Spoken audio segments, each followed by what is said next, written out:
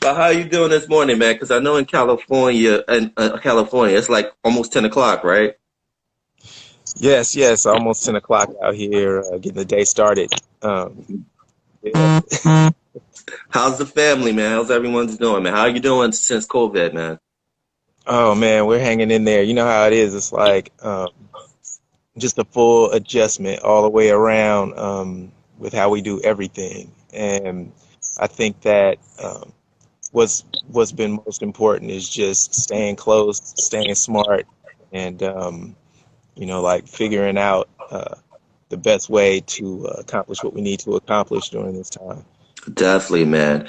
And for the audience that's watching, tell them a little bit about you. Even though I gave you a little introduction, I know it wasn't the greatest introduction, but I educated them a little bit about you. So, tell people a little bit about yourself and your background a little bit. Yeah, so I like to call myself a visual artist in that my first love is illustration and painting, and I'm still active with those things. But most people probably know me as the director of Till Infinity.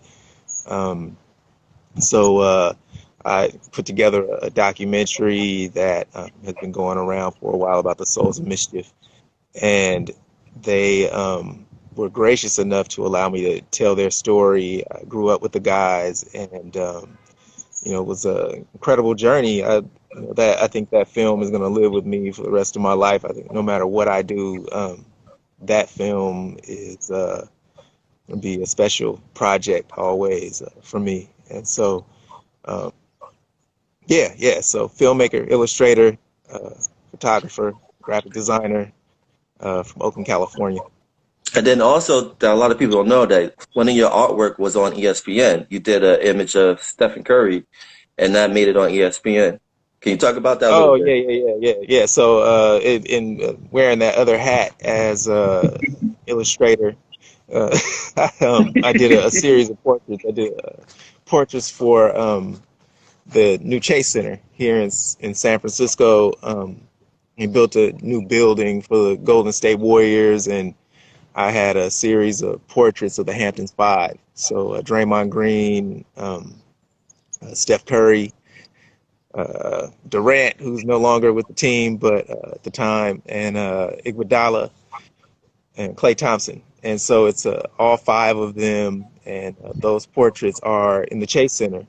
And so it's pretty cool, like, between like commercials or like when a game is running on television, they'll show, different parts of the stadium. So I got a little light. Yeah. And man, and that was dope. But I appreciate you taking the time to talk to me because I know we were in conversation last night, and I brought something to your attention, and then you text me back like, "Wow," and the significance of yesterday, 10 years ago, the decision. Um, do you remember where you were at when LeBron made that decision? Yeah. It was, I was in a pretty unforgettable place actually. So one of the other hats that I wear is as a photographer for a few different people, and I work with the Donald Foyle who used to play for the Golden State Warriors, and he's from Canawan, which is in St. Vincent, Right. and for a really long time, every year we would go to the Caribbean. I was in the Eastern Caribbean during this time when the decision happened, and so we actually we were in transition between islands, and we were in an airport, and there just happened to be a feed there, like the accessibility for like cable and everything is not the same there. Um, but it was really interesting. Like we just happened to be there during that time when they did the entire conversation. He was making his decision. We are wondering what LeBron is going to do. And Right. so, as we were doing basketball camps, I'm with a Right. Donald Foyle with a bunch of coaches and a bunch of people who were like super highly interested in what his decision was going to be. And so we were in this airport huddled around this monitor, like watching his decision. Yeah, yeah. So I completely remember. So I had to I was in St. Vincent somewhere, so on one of the islands in St. Vincent in the Eastern Caribbean when it happened. Yeah, And then also another decision happened which got less media attention, but was just as important, was the verdict of the verdict in the Oscar Grant case, where a police yes, officer yes, um, had him in handcuffs and shot him in the back, and shot him in yes, the back. And the verdict came out on involuntary manslaughter, which in a couple, like, he didn't even serve less than a year. So he's like living his life with his family. So you had that verdict. And I know if we could go back to a little back in time when it happened, because it happened that previous year on January 1st at yeah, midnight. I do believe that's when the altercation yeah, happened. And you born and raised in in Oakland. And when that happened, yeah, I know that affected that area locally. And then the only reason it got national attention because that video happened to get on YouTube. And that yeah, video, which was kind of fuzzy, got like over 1 million views, and that start getting that people start talking about it. You living in that time, can you talk? Can you like go back to that day? How you felt when all that start happening? Like when you first heard the news, and then the people got frustrated, and um, so take me back to that time when you officially heard that news in the beginning. yeah. So word of what happened to Oscar Grant was literally the next morning for us. Being like the first day of the year, you know, I'm almost certain I can't remember exactly what I did for New Year's that year, but I'm sure like I was out that night. Um, and the very next day, word was traveling around Oakland about what had happened. The video had not surfaced at the time, but there was like word of what had happened. Where I live currently, I am probably about 2 stops away from the Fruitvale BART station. And I live very, very close to the West Oakland BART station. And so, yeah, it was quite obviously it hit home. Um, and so we were hearing about what happened. It was an outrage just in that, there was a young man who was shot by BART police. And, in here in Oakland, there it there's no hesitation with speaking out. So there was already people organizing and you know just hitting the right factions to speak out about what had happened. And this was I remember very very early on, like got the news of it that on the first and how it just progressed. And when the video surfaced, that's when it just really became like just a clear cut, there was a problem.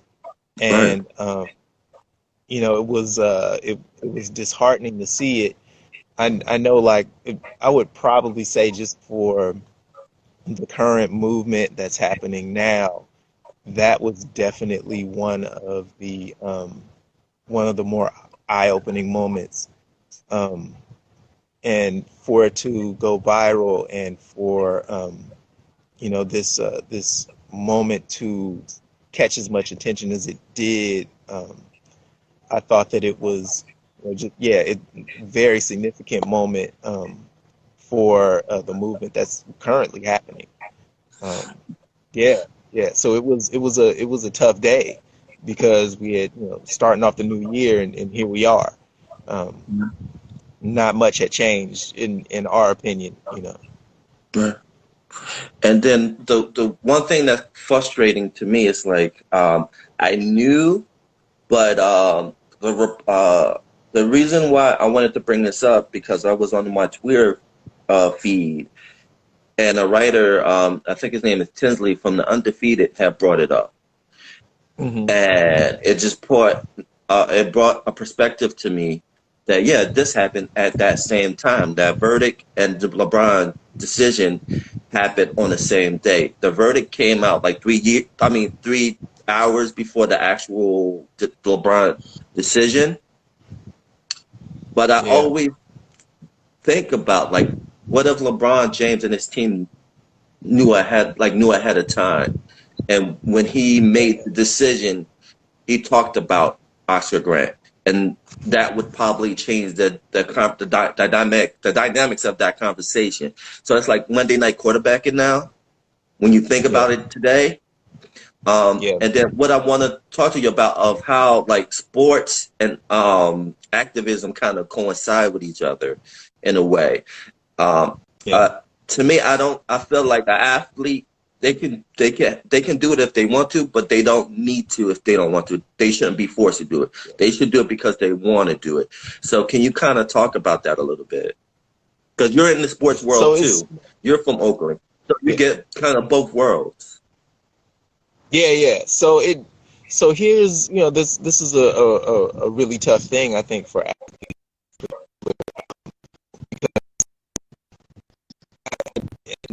we can far back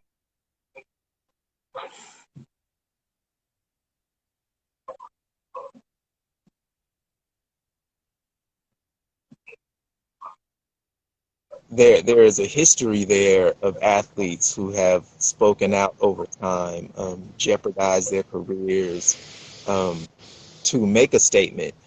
And that history is a very important and strong one, in that it's necessary to know that they do more than just shut up and dribble. And that's a huge thing. It's like, to hear someone that you idolize for a totally different reason, to show that they are conscious about the outside world from just playing a game. They're not shut off. Is you know really seriously important. And so when you talk about an athlete, and I really do, I, I commend the athlete that puts themselves in that position, because they absolutely don't have to. And so, yeah, it's a really tough thing for them, because they've been trained, and if you get to that level, especially the level of someone like LeBron James, this is all he's been doing. Like, he is an athlete at the highest level, and to get there, that has to be your life. So for him to, at any time, like, he's stepped forward a few times, I'm for sure it seems the LeBron would have totally taken that platform, um, to speak out about um, an instance. Um, what it does is there's this. I feel like there's this part of society that they don't have to be concerned. They don't have to engage with these issues. The idea of who the police are, and why they exist, is a totally different thing. So I I think that it's really important when we have these athletes that are from the communities we're from, to step forward when they're in these households of people who don't have the same experience with the police that we do. It's very important and eye opening, I think, for a lot of people. And if you have an open mind, um, it's you start hearing this narrative over and over. I mean, like, for our generation, I think the first really big eye opener was NWA, Right. sort of coming forward and saying, you know, this is what happens in our communities, and we're not taking it anymore. And so, it's really interesting, like, how over time each generation has this sort of wake up call, and it's been going since the beginning of time. And very few things have changed. There have been some changes here and there, but Right. ultimately, very few things have changed.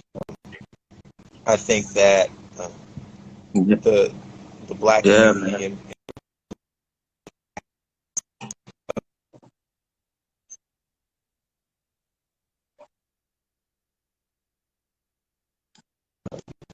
it's disheartening. It's very disheartening. Um, why they're here. And yeah, yeah, it is, and it is frustrating too because I think another dynamic is, you know, you know, uh, before Grant was murdered, he was a father. He had a daughter. Like LeBron, he has kids. LeBron, I do believe, was 2 years older than him. I think LeBron was born in '84. Oscar Grant was born in '86. Um, and I feel like it's a tale of two stories that kind of link together how America look at black men in general. You have LeBron, this magnificent athlete, beloved. Whatever he does, everybody's watching. LeBron, with his days in Cleveland, he was Ohio's economy. To be honest. Um, and then you have Oscar Grant. He worked as a butcher. 9 to 5 job.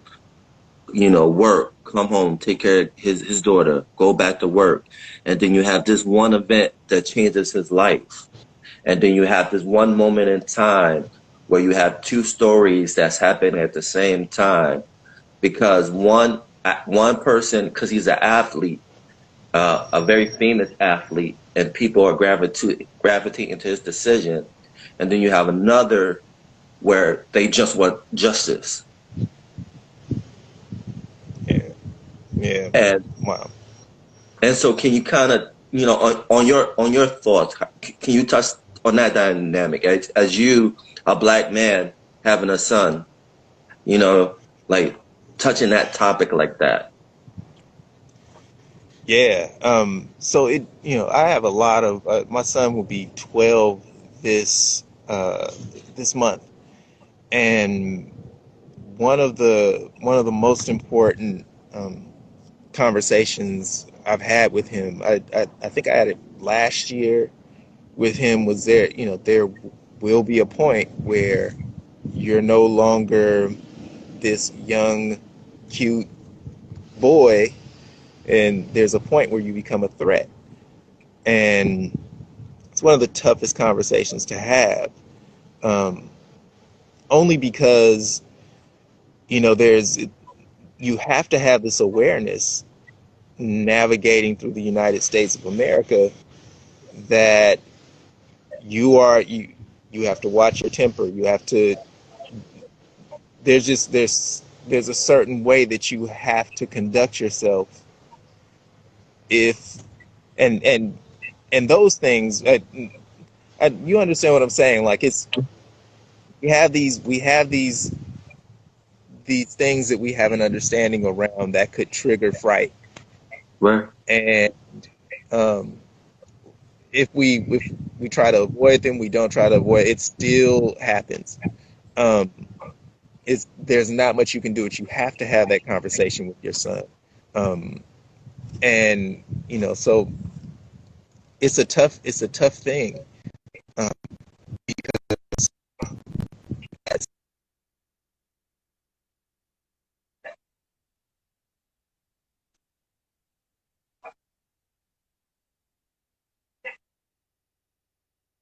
that's a very, very tough thing to understand, but it will happen. It will happen. I can definitely attest to that, in that I am a person who has done, I want, like, quote unquote, all the right things. I'm always where I'm supposed to be.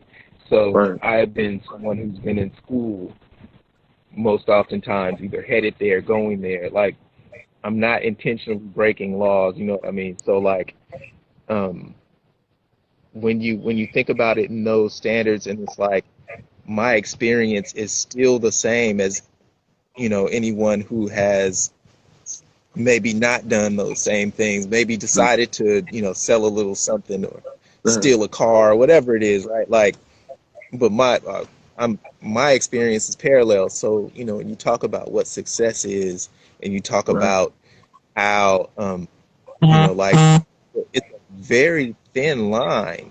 Um, like LeBron could very well have been in Oscar Grant's shoes.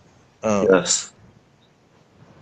and it's a really, really, um, it's a crazy thing because it's a very, very fine line when you talk about that tale of two stories, because they could totally be switched very, very Yeah. easily, when you talk about the authorities. And it's if LeBron is not LeBron, he's probably one of the most threatening people walking around with Yeah. his size and height, um, Yeah. his stature. Um, and so it's a very tough thing to think about, because we're raising young men in this climate. And so when I take my son downtown, I took him to downtown Oakland, where my wife and I, we have a an art space, and there is there's just signs everywhere of uprising, and like there were protests and people were speaking out, and I wanted my son to see what it was and why this is happening. Like we had a huge conversation about this, and he's 12. This is a lot to take in at 12, but he has to understand. It's like, this is the climate you're growing up in. You have to be ready for it. And how I think being ready is just being aware, Right. um, because there's not very much you can do, um, in a situation where the authority is right, Right. and that's like you just want to get home at that Yeah. point. Yeah. You know, you almost can't fight. I don't know what it was. But man, I appreciate your time. But like I was alluding to earlier, this is kind of similar to me when I think about Patrick Mahomes and Trevor Martin. They're when Trayvon was killed, they were about the same age. I think Trayvon was a 5 or 6 months older than Patrick Mahomes. I could be wrong. Oh, wow. Wow. And so if you reverse the roles, we may have never heard of Patrick Mahomes. We probably would have heard Trayvon Martin could have been this extraordinary young man that run for political office. We'll never know. Yeah. And that's unfortunately the reality of being a young black man and an older black man. Uh, we're the only race that think that way Yeah. compared to any other race around the world. We're the only one. The what if scenario. We always Yeah. constantly have that what if. Yeah. Yeah. Which is a tough thing to deal with. I mean, I think about those scenarios all the time, with either, like people I grew up with.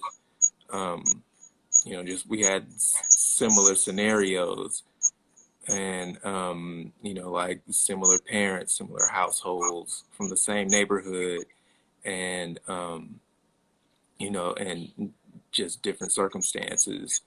And it's like, what if, like you really do think about that. Like I definitely think about that a lot. A lot of people I grew up with that aren't with us anymore. Yeah. And unfortunately it takes that one moment in time where it just changes everything. You Yeah, know, it's one moment. It's it's one just moment. that one moment, millimeter second in Oakland on January 1st, 2009, that just changed. I would say it changed Oakland. I think I don't know because you're a native there. You know what's going on, but do you see? that kind of changed the way policing is in Oakland now? That happened in 2009. Do you see any changes, or you feel like it's just the same? It's definitely the same. I don't know if you've heard. There was a group um, of police officers known as the Riders here in Mm-mm. Oakland, Okay. No. and oh my goodness, so they were just known as this group of officers who terrorized the city, and it was for these very same things that are being brought to light now. Um, they were doing this in late 90s, early 2000s. And it would, so yeah, not very much, just to say, like, not very much has changed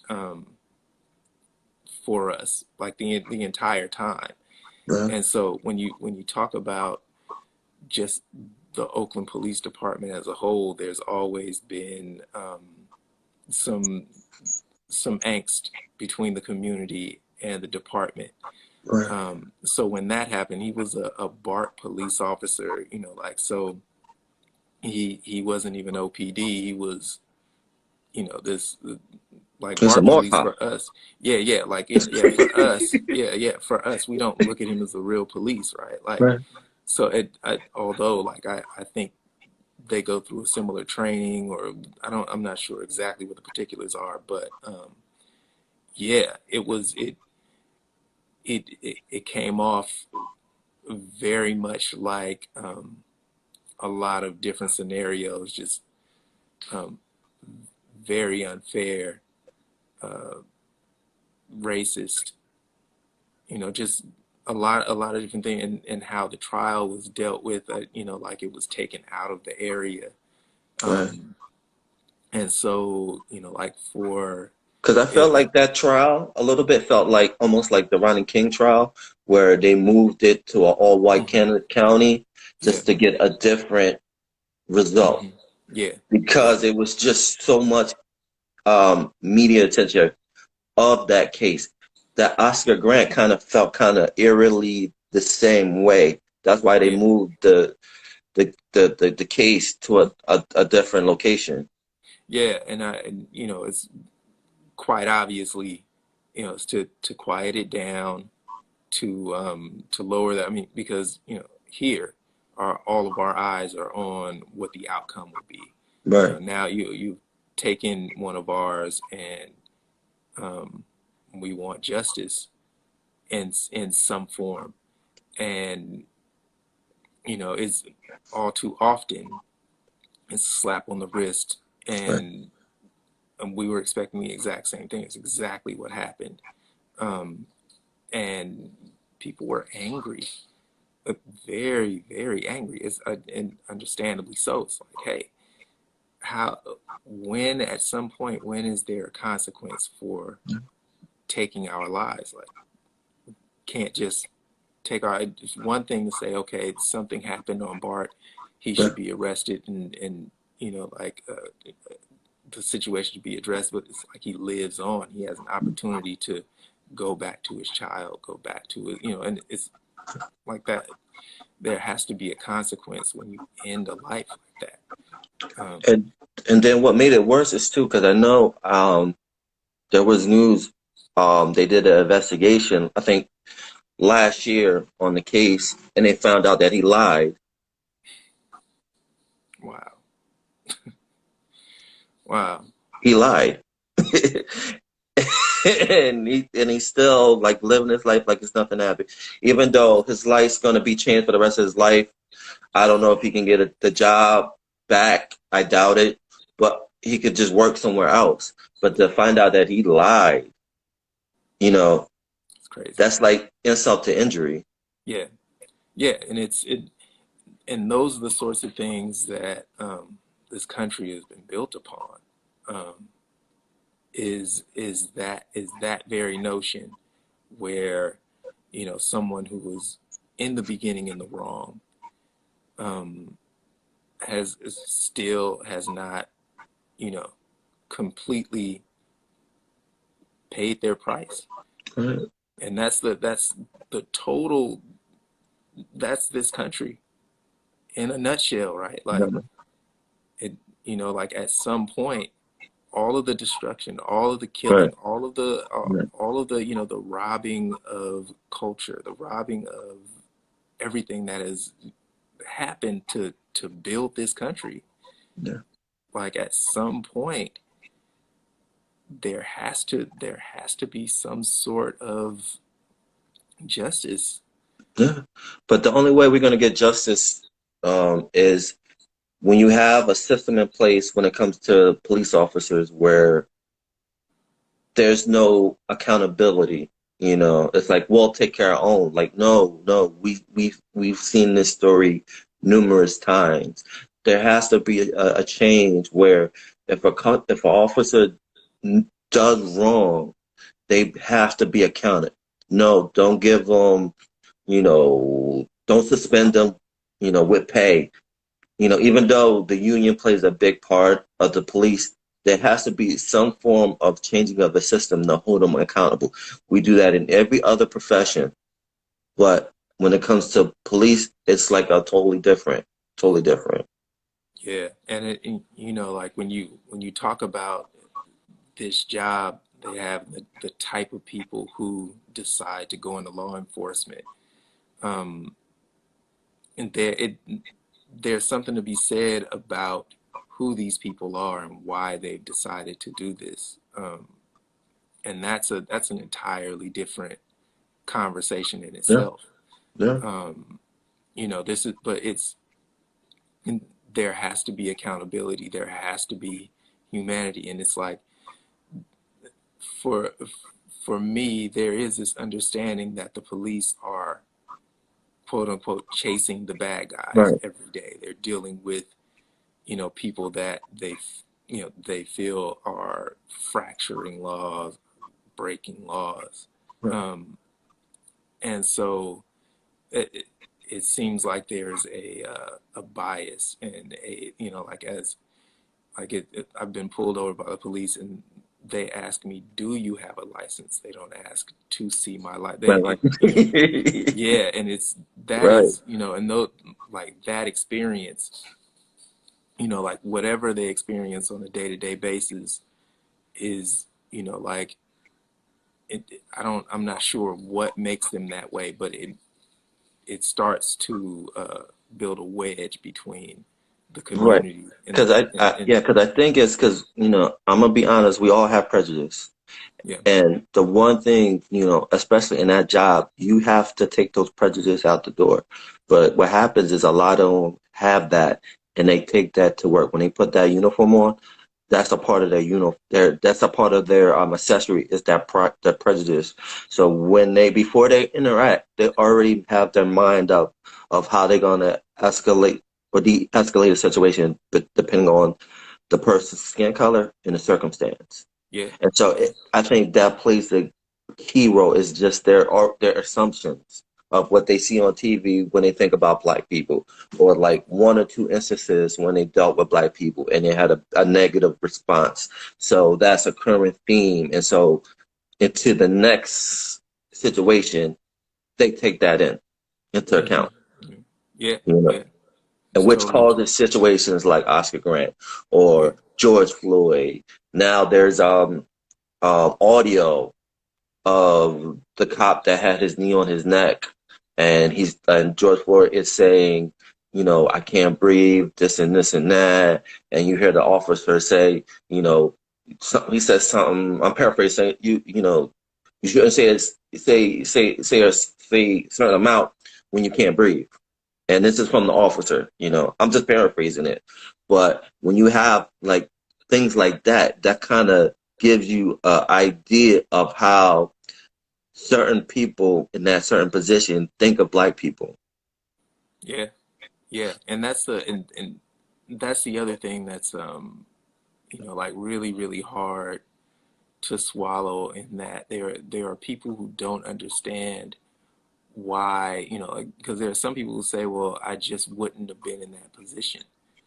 But there there isn't a way not to be in that position Right, when you've been when your community has been fed poison, Right. You know, like we're all they're dumping in our communities is drugs, malt liquor, alcohol, Right. um, guns.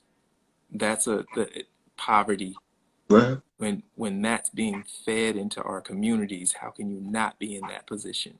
Right. So we're all in that position, um, and that's the disheartening part. So all of the things, it's like, you know, why do we steal? Why do we rob? Right. We don't have adequate anything, Right.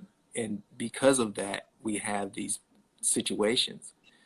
And it's like, let's address this country Right. before, you know, you start talking about behaviors, because it's a result of what we've been fed. Your It's like, environment. yeah, I always think about what it is that is, you know, like what is made for us, Right. right? Like what things are actually, when you see a commercial that has us in it, when they're trying to get us to buy things, Right. it's soda, it's you know, I mean, it's Yeah. McDonald's, Yeah. right? Like Yeah. these are the companies that are after us, and it's all nonsense. It's like we fill our bodies with that nonsense, right? Like it's cheap food, quick food, Yeah. things that are unhealthy. So it when you have that, you know, talk about the education system, because we can just continue on, like all of the things that, you know, like we're not being put in a position to succeed. Right. And you know, as we, you know, all of the attempts that are made to do so, Right. um, are usually stopped or Right. underfunded, or they, you know, they stop because of, you know, there's one champion who dies, and then the movement stops. And Yeah. so um, it it's a tough thing. It's a really, really tough thing. But it's a result of all of what's been fed to us. Right. And it's generational, and it shouldn't take like celebrities for people to pay attention. Right. If the streets are crying, you shouldn't have LeBron or Wade for you to galvanize to the situation. You should just, figure out what the situation is and come to a solution and help out. But Yeah. unfortunately, we live in a society where we need to hear from our celebrities to make a difference. They're the only ones that have That, the ear of uh, those who don't care. yeah, yeah, That's the and I for those who don't care, and then those who are unaware, because right, I think there are a lot of people who are unaware. They're just in a world that they're unaffected. yeah, And so I think that that's what an athlete can do. That's what, like, LeBron James has right, fans all over the world. If he says Black Lives Matter, I think that changes an entire you know, you think different about it then because LeBron said it, right? right. And I also think it's a financial aspect to it because he's an athlete, but he's very influenced economically because Yeah, they always go back to the dollars. yeah, Wherever LeBron goes, that's where the money goes. And right. so a lot of people, corporate or people that invest into the brand LeBron James, if he says something, everybody's gonna follow. Right. And so that's why it's important for them to speak out. And if they choose not to, I don't think I have a problem with an athlete that chooses not to speak out, if that's just not what, if they're not built to do it. I'd rather them figure out other ways to support. Right. You know, like a lot of people have a problem with Michael Jordan not speaking out, but he may not have been that person to do No. so. Um, I think that I would rather, even though he has the biggest platform, it's like I think I would rather have the right person speak out for us Than as anybody. opposed to the most popular. Um, and you know, like, so I'll take, we're talking about the '90s, so we're looking at The perfect Mahmoud person. Rauf, right? Like Yeah, Craig it's the Hodges. yeah, Craig. Yes, we're looking at Craig Hodges, right? Not the most popular bull, but I think I'd rather have him speak out for us, and that it's in his heart, and Yeah, it's the right person to speak out.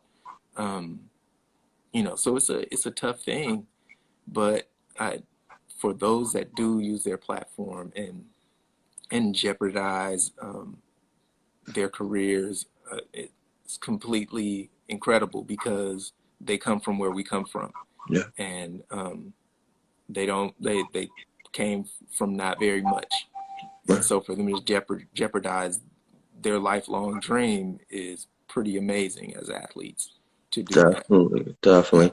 And final thought, being yesterday was a 10-year anniversary of the two decisions. What are your thoughts now, thinking about it 10 years ago to now in our current state as a society? And what lessons can we learn from 10 years ago to now? Oh my God. I know I put a Yeah, lot in yeah. there. Uh-huh. Because again, you're So, kind of you're in both worlds. You know what I mean? You were there when you heard the news of Oscar Grant. You're in the sports world. You intermingle sometimes with people in the sports world. So you're in the streets, but you're in the sports world too. So you kind of get both perspective, but through your perspective.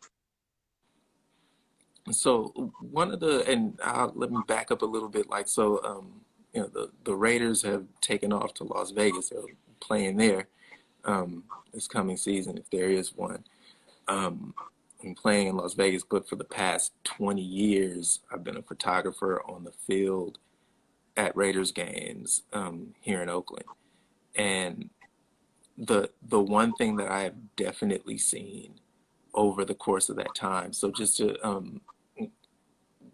I went from being a 20 something year old photographer that was getting harassed every game, because I didn't look like I belonged. So I'm being harassed by other photographers, being taken off of the field by, my credentials are just as valid as theirs, but because of how I look, I'm being questioned, I'm being removed from the field. I'm having all of these issues just because of what I look like, right?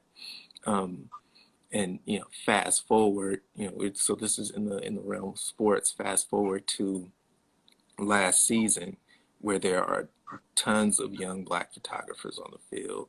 There are, people sitting during the anthem, people kneeling during the anthem, people putting their fists up during that. This is, I mean, you talk about like 2001. Yeah. I was like in 2001 after 9/11 happened, like I've never ever stood for the anthem, as a child when I was Yeah. told to. In my adult life, never stood for the anthem. I don't remove my hat. Um, it's just a song. And so, like during 2001, if I left my hat on, people had so much to say to me about what it is they felt I should be doing during the anthem. And, like if they really believe in the anthem, they should believe in my freedom to choose to do whatever I want during that song. Right. And so, I got a lot of, not necessarily in Oakland, here and there in Oakland. I think it's a little more commonplace to see someone stand up, speak out against whatever it is. But I traveled, so like and so you're in Texas and you don't stand during the anthem, or you don't remove your hat during the anthem, someone might say something to you. And so I got into a few debates here and there about what it is that I have the right to do. Right. And it's like, yeah, you may have the right to say what you want to say to me, but that doesn't mean I don't have the right to do what I want to do too. Right. And so, you talk about the sports world. That's definitely like this fantasy land for the United States, where it seems like everyone gets along, and like politics doesn't come into play as much. Um, And so I think that it's great that now we have someone like LeBron James who takes these issues on, and they make statements, and I think he's doing it in the right way. I think he's studied what Muhammad Ali has done and what Kareem Abdul-Jabbar has done, and countless others, and he's taken his platform, and he's pushing the culture forward in a space where not a lot of people care. And so that, I think that is really, really important. And from the standpoint of Oscar Grant and what happened with him and what has changed, I think that a video like the one that surfaced with his situation has now become the eye opener. So it was like for this generation, like a first of the very, very big eye openers for this generation that is now starting to speak out, have a cause, is starting to reflect in music, Right. which is great. It's like, aside from Kendrick and a few other undergrounds, it's like Right. we didn't hear political music for like 30 years. Oh, you're right. It's like, so the Rodney King generation, like when we're in high school, that's going on, and it's like we saw it reflect in the music. Now it's starting to reflect Right. in the music. I think it's starting to now become a little bit more commonplace to have this understanding around what's going on around us. It's not about just partying. Right. It's not like we need to have some understandings around some very, very important issues if we want to exist. Um, yeah, yeah. So what has changed? The awareness has changed. Yeah. Yeah. I agree with you, man. I appreciate you, man. I appreciate you taking the time to talk to me. I appreciate you having the patience because I dropped the ball. I got mixed up with the Pacific time and the East Coast time, so my bad. So if we do this again, you have my word, this will never happen again. So I'm putting myself on blast because it's well deserved. Because I'm being real and honest about that. It's just facts. But yeah, I appreciate you, man. Thank you for taking the time to do this. I know this was at last minute. I hit you up last night, say, hey, do you want to do this conversation? And with no hesitation, you were, yeah, I'm down. And so I appreciate you for doing that. And then also on a side note, I think when it comes to Oscar Grant, I think psychologically he became the first hashtag Yeah, of for sure. many more. For sure.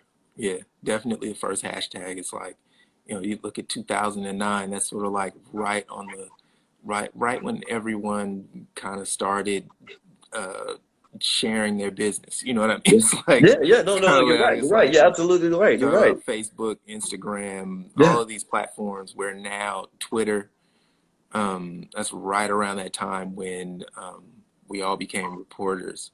We all became, and so yeah, for sure. The first hashtag, for sure. And then also, you just saw a flux of black reporters, sports black reporters everywhere that you saw on TV.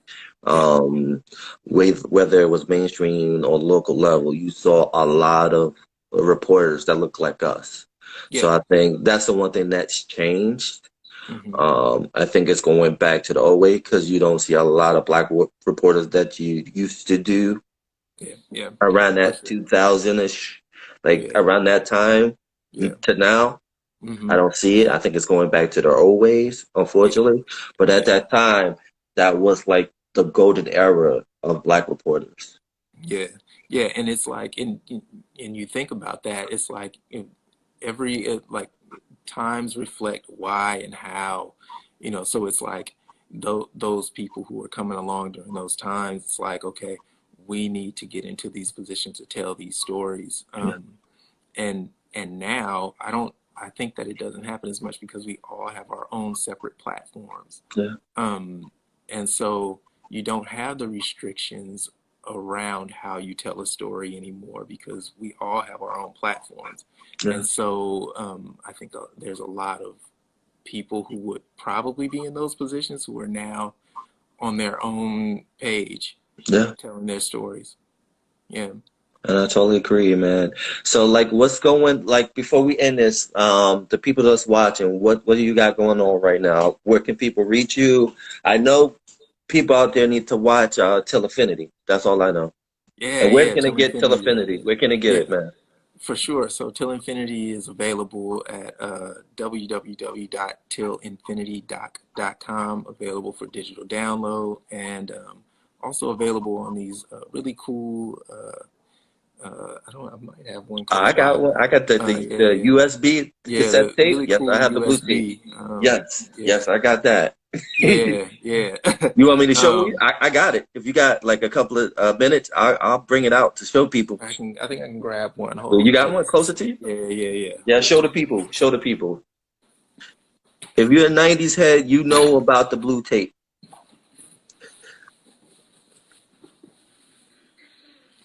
The blue tape seriously should be in the hip hop museum. All I'm just right. letting you know now. That blue tape, the original blue tape should be in the hip hop museum. Yes.